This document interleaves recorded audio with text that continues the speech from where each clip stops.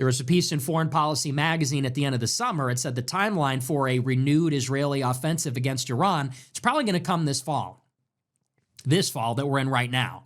And I've been telling you all year, I really believe that we have not seen the end of that. But so things are heating up again in the Middle East. Is there a new war on the horizon between Israel and Iran, possibly with the United States joining in Israel's fights, as we always do?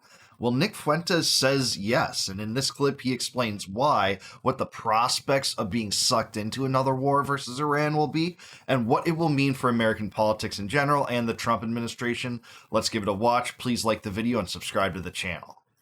Two very ominous developments, which is one, ongoing crisis in Lebanon.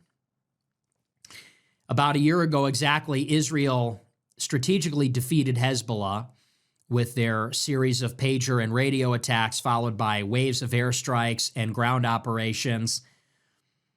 They say that Hezbollah has been reconstituting itself, rearming itself. And so Israel and Washington have applied pressure to the Lebanese government, the actual government, to finish the job for them. They want to compel the Lebanese civilian government and the Lebanese military, the standing army, to disarm Hezbollah, because Hezbollah is the largest or most well-equipped non-state military in the world. At least they were up until about a year ago. Israel and Washington are pressing the advantage, telling Lebanon, you need to make it illegal for Hezbollah to be armed to the teeth like this. You need to disarm them. Lebanese government has been dragging their feet. They won't do it. They don't want to confront Hezbollah. Hezbollah is protecting Lebanon. And so it has just been authorized, apparently. The United States has just authorized Israel to take matters into their own hands and to demilitarize Hezbollah themselves. So we might see some major operations in Lebanon very soon. Israel claims to have killed the leader of Hezbollah in strikes recently. They've been bombing Lebanon.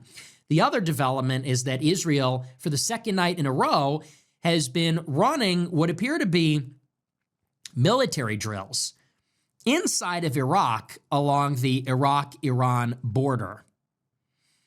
And they're not firing projectiles, they're not launching anything, but the Israeli Air Force has been flying what appear to be these military drills along the Iraqi border, seemingly to simulate potentially new strikes against Iran.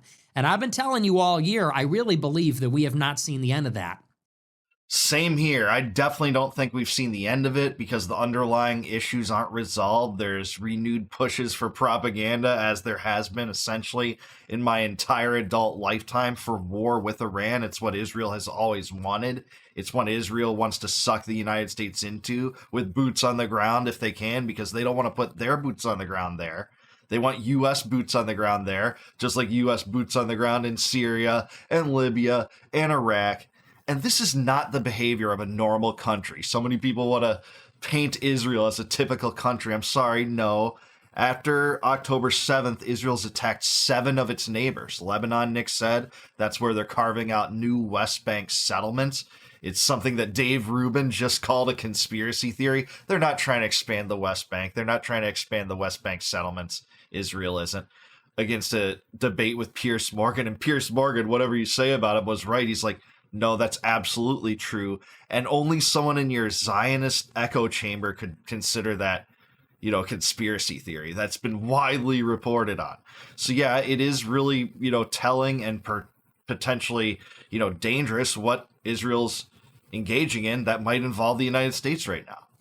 There was a piece in Foreign Policy magazine at the end of the summer. It said the timeline for a renewed Israeli offensive against Iran is probably going to come this fall that we're in right now.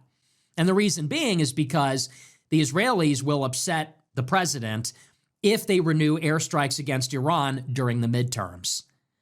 That will hurt Trump politically. They won't have as much leverage. It will upset him. So if they want to make a move against Iran before 2027, after the midterms are finished and the new Congress is seated, then they're going to have to do it now. They're going to have to do it in the fall. Yeah, that's an interesting prospect, but it's not like Trump has averted doing things that are politically unpalatable to his base, including the Epstein cover-up in this term. I guess a year could pass and that won't hurt him as much, but it's not inhibiting spending. It's continuing the wars. It's floating regime change in Venezuela. It's engaging in a trade war. It's, not cracking down on illegal immigration to the extent that he's going to engage in mass deportations. He simply hasn't. Obama deported more people per year than Trump has. A lot of his base doesn't want to admit that. But it's all these things in tandem that are hurting him politically. Whether or not he's willing to go down with the ship and allow Israel to strike Iran next year, I think it's an open question, but it would be more feasible for them to do it this year. So I guess that's potential. They're going to have to do it maybe before the end of the year. And so we are really at a high level of alert for a potential surprise attack by Israel against Iran. Now, at the same time, it could be the case that Israel is merely doing these things either A, to give Iran the impression that an attack is imminent, so they may negotiate, or more likely, option B, they are doing these things to provoke Iran into striking first. Because whoever launches the first strike will have the advantage. And the thing about Iran, its capabilities are its missiles, its missile launch platforms, underground missile making facilities. These are stationary targets. Israel knows where they are. And so if Israel launches the first strike, they will take out the comms, they will take out the radar, they will go in heavy and hard, they will destroy the ground-based missiles that Iran has been rebuilding. And so that means the missiles are use them or lose them. Yeah, potentially, but I actually think what they're aiming for is to provoke an initial response from Iran against Israel in this next phase of a war versus Iran so that they can justify returning attack volleys against Iran and involving the United States again, because their foil is up. We know they launched and initiated an aggressive war of choice against Iran last time. What was it, in June, with the United States first saying, hey, this is just Israel, we're not part of it, to, okay, we are providing intelligence, we are providing info, to, oh, I guess we are bombing Iran, to, well, if Iran doesn't make itself great again, why not there be a regime change? And Trump's going to call for the evacuation of Tehran, a city of something like 9 million people, and actively consider regime change there. That literally is how the propaganda goalposts moved. And it could happen again, especially with the political capital that they would use to exert a new war versus Iran if they were provoking a strike. Or they could engage in what I think is the most dreadful scenario, a false flag attack. Much like Operation Northwoods was going to be a false flag attack against people in the United States to justify the overthrow of the Castro regime. Israel could do that in the Middle East, make U.S. forces the targets, and then draw the U.S. back again. That is the worst scenario that could unfold here. You either use them or you'll lose them in airstrikes against Israel.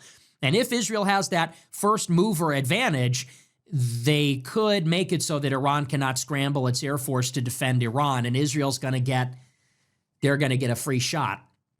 And so this time around, there has been some speculation that maybe Iran will strike first. If they feel that an Israeli preemptive strike is imminent, then Iran might preempt the preemptive strike. They might hit Israel first because they're going to lose the missiles anyway. So is that why they're flying these very obvious drills? Who knows? But so things are heating up again in the Middle East.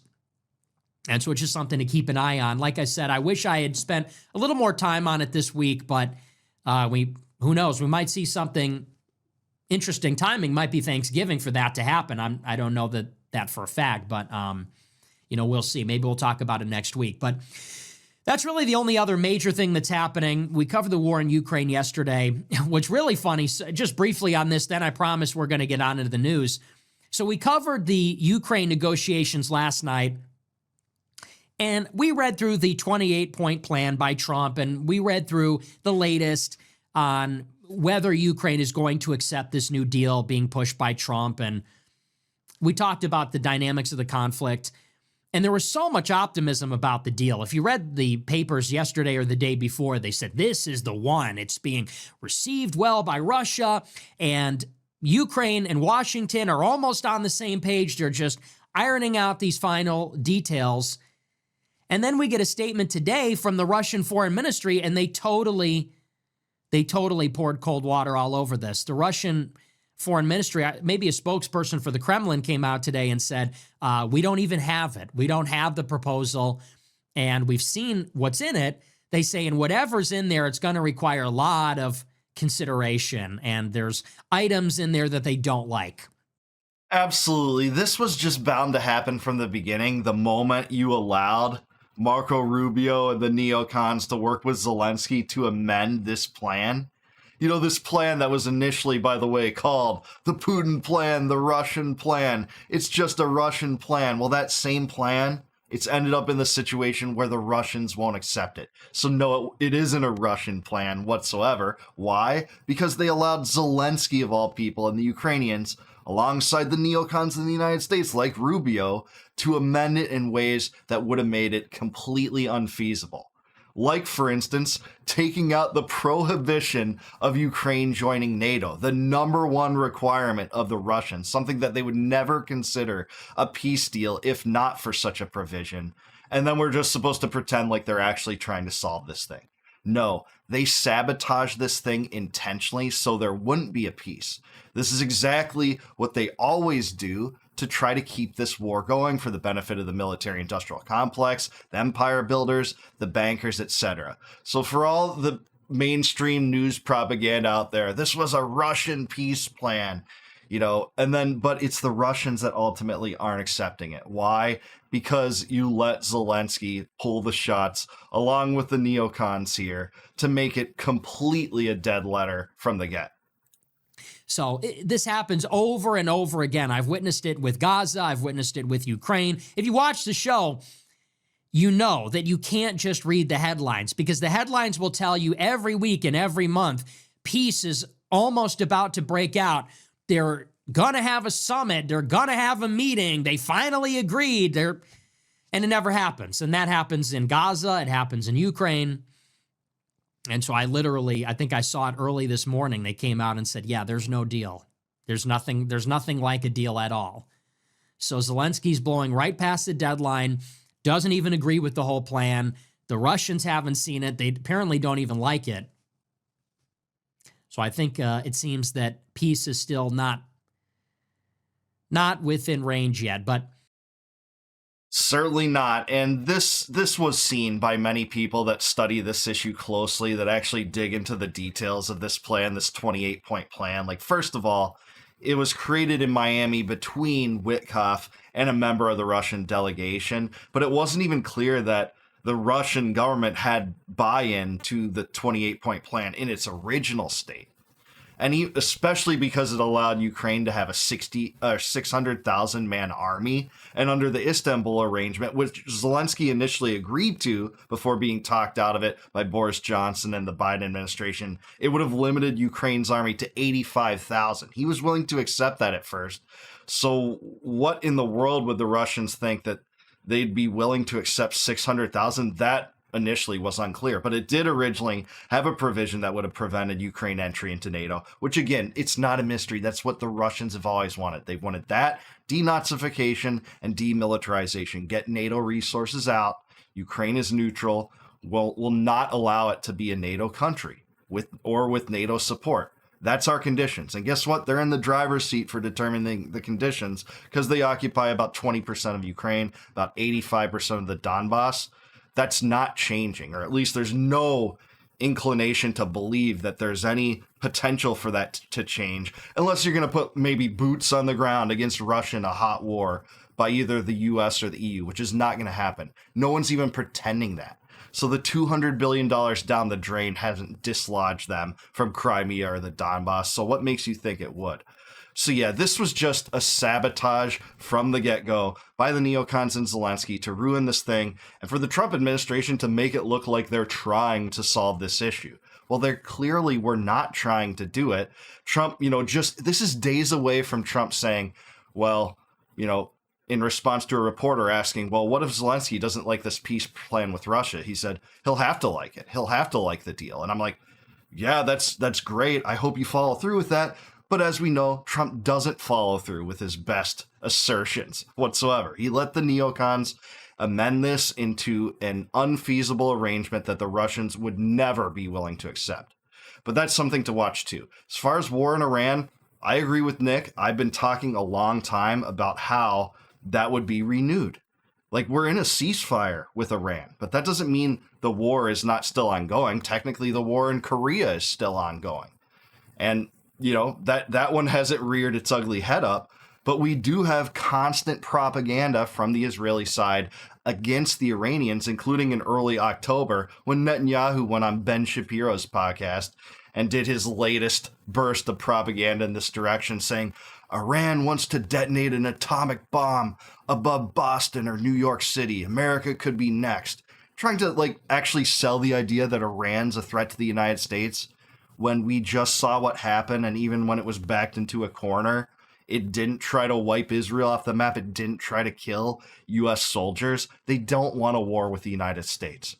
We see this neocon slime vermin game for what it is, and it's to try to draw the U.S. into a war for the benefit of Israel. Doesn't serve our interests, but does serve the interests of the Greater Israel Project under a regime that has enacted a genocide on American bankroll. That's what we're seeing here. So generally agree with Nick here. I think he's mostly right about all this. I think the drills that Israel's running is to try to provoke an attack so they can justify more U.S. and Israeli intervention, but we'll see how that turns out. But what do you think? Let me know in the comments below. Is he right? What do those drills mean in Iran? Is a new phase of the war coming? Do you think a peace plan will come to Ukraine before the end of the year? I say no. I say that's very evident. And because of the way that this peace plan was handled, it just guarantees they're trying to prolong this. And in a way, Russia's happy with that because then Russia can, potentially push into a new offensive to take Odessa potentially. So Russia's fine with the status quo right now. When they hold all the territory, they're not going to give in to any peace plan that's sabotaged like this by the neocons. Let me know what you think about that down below. Like the video, subscribe to the channel. If you like my take in this video, please consider becoming a YouTube member. You can do that by clicking the join button down below. And if you do that, I'll give you access to all my videos before they go live to the general public. You'll be able to see my members only videos immediately if you support me in that way, and thank you if you do. Also, if you want a free copy of my first book, Compact of the Republic, click the link in the description below. It'll shoot you off to a site. All you do is just plug in your email. I'll send you that book in PDF form, no cost, no obligation, just because I appreciate you watching. And until I see you guys next time, no more war, no more debt, no more inflation, and no more empire. Peace out, guys. Catch you in the next one.